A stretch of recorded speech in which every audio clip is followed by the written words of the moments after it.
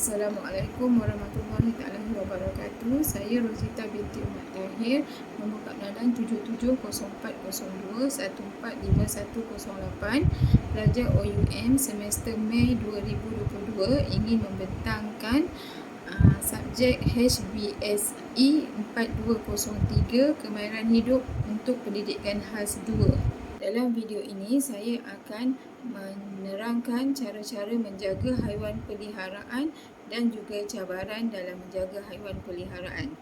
Okey, sekarang saya ingin menerangkan definisi haiwan peliharaan. Menurut Kamus Dewan edisi ketiga, haiwan membawa maksud binatang iaitu makhluk yang bernyawa yang tidak berakal.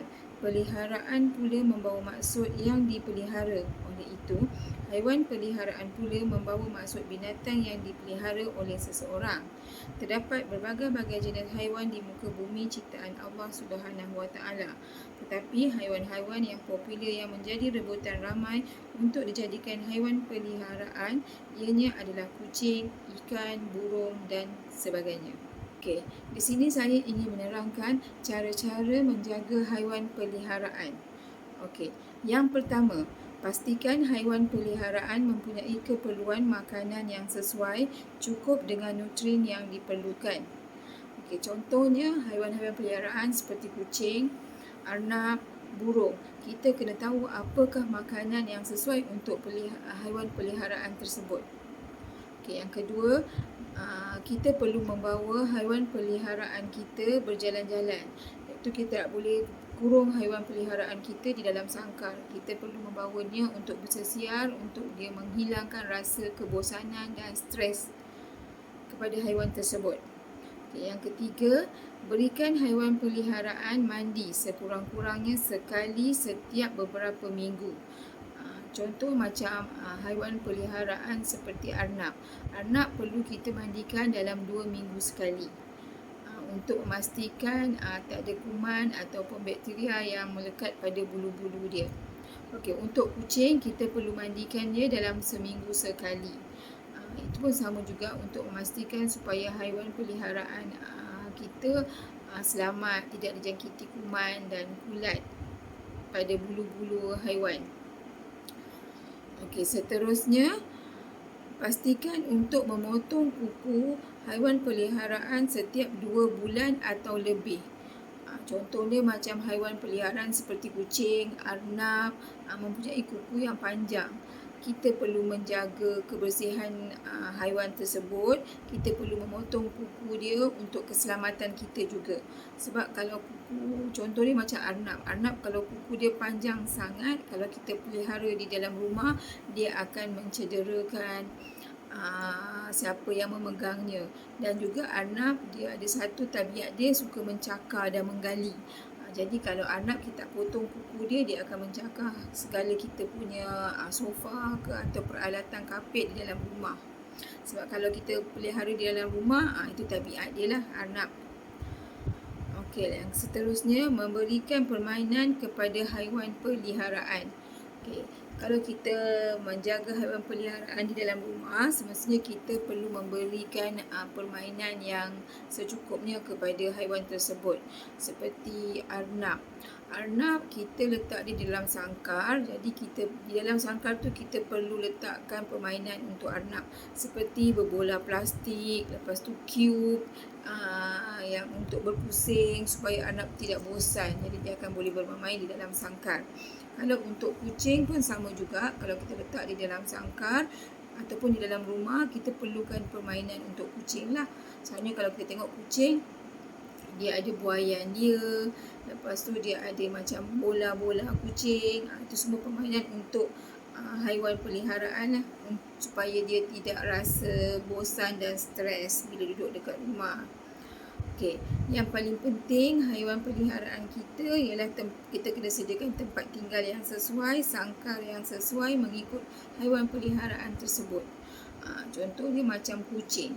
Kalau kucing kita simpan, kita pelihara dia dalam rumah, ada yang tak memerlukan sangkar.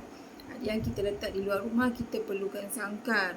Sebab kucing ni ikut pada keadaan lah. Kalau kita beli kucing yang mahal tu macam kucing Parsi, kucing yang macam tu kita perlukan dia bebas di dalam rumah. Lepas tu kita perlukan letak permainan sahaja. Tapi kalau kucing yang biasa kita letak dia dekat luar rumah, kita perlukan dia sangkar lah untuk keselamatan kucing tersebut, supaya kita tak nak terjadi macam anjing ke binatang lain yang liar untuk makan haiwan peliharaan tersebut. Okey, yang akhir sekali ialah haiwan peliharaan kita perlu memberikan rawatan, iaitu dengan membawa haiwan peliharaan kita berjumpa dengan doktor veterina untuk membuat pemeriksaan sebulan sekali untuk bagi memastikan ia sihat dan selamat. Okey, itu sahaja cara-cara menjaga haiwan peliharaan. Seterusnya, cabaran menjaga haiwan peliharaan. Okey, zaman sekarang kita pun tahu sedia maklum kos semua semakin tinggi, kos makanan, minuman dan apa-apa jugalah kos barangan semakin tinggi. Okey, jadi cabaran dia dalam menjaga haiwan peliharaan ialah kos makanan dan permainan, alatan permainan haiwan peliharaan semakin tinggi. Sebab kita nak dapatkan makanan haiwan peliharaan dengan kos yang mahal. Kalau dulu orang kata kita bela kucing senang, makan ikan sahaja. Sekarang kucing sekarang dah pandai makan fiskis. Jadi nak dapatkan fiskis tu pun harga makin lama makin mahal. Lepas tu makanan kucing, lepas tu vitamin kucing, semuanya memerlukan kos. Okey, yang seterusnya alat permainan haiwan yang sukar dibeli dan perlu pembelian secara online. Okay. Untuk alat-alat permainan haiwan peliharaan, kita memang susah nak dapatkan, sebab contohnya macam arnab. Okey, alat permainan arnab, kita kalau pergi dekat kedai-kedai haiwan, kedai-kedai pet center, kita memang susah untuk dapatkan permainan untuk arnab. Sebab apa? Selalunya pet center tu dia kurang lah menyediakan alat-alat untuk haiwan seperti arnab, macam burung. Dia lebih kepada kucing yang permintaan yang tinggi lah. Macam arnab ni jarang orang nak bela kan. Jadi dia kurang nak dapatkan dia punya permainan tu. Jadi kita kena beli secara online. Jadi dia agak sukar lah untuk mendapatkannya. Okey, seterusnya keadaan rumah yang tinggi dan sempit serta bahaya kepada haiwan peliharaan. Okey, cabaran ni memang terjadi kepada saya jugalah. Sebab saya pun duduk dekat apartmen. Jadi keadaan rumah saya tu tinggi. Jadi kalau macam saya nak bela haiwan peliharaan seperti arnab, kucing, saya terpaksa pasang kat balkoni saya tu dawai, supaya kucing saya tak melompat semua terus terjun daripada atas ke bawah. Itu menjadikan orang cakap susahlah, bahaya kepada haiwan saya. Jadi kita tu cabaran kepada kita lah sebagai penjaga haiwan. Sebab kita kena pastikan keselamatan haiwan. Jadi kebanyakan rumah sekarang semuanya sempit, tak besar. Jadi menyukarkan kita lah untuk membela haiwan peliharaan. Seterusnya, bau najis yang kurang selesa. Ialah macam dia boleh kita kaitkan dengan keadaan rumah lah. Kalau keadaan rumah macam contoh macam apartmen, rumah flat, rumah taman. Kalau keadaan rumah macam tu, kita bela haiwan peliharaan seperti arnab, hamster, kucing, itu semua mempunyai bau yang agak kurang menyenangkan. Jadi kalau pemilik haiwan peliharaan tu dia jaga haiwan, lepas tu dia tak jaga mengenai kebersihan haiwan ke kebersihan tempat tinggal ke, dia akan mencemarkanlah bau dia. Jiran-jiran tetangga kita akan dapatlah bau akan terhidu bau yang kurang menyenangkan. Itu cabaran dia jugalah. Okey, seterusnya bulu haiwan peliharaan yang berterbangan yang boleh menyebabkan batuk, sesama dan alahanlah kepada orang lain.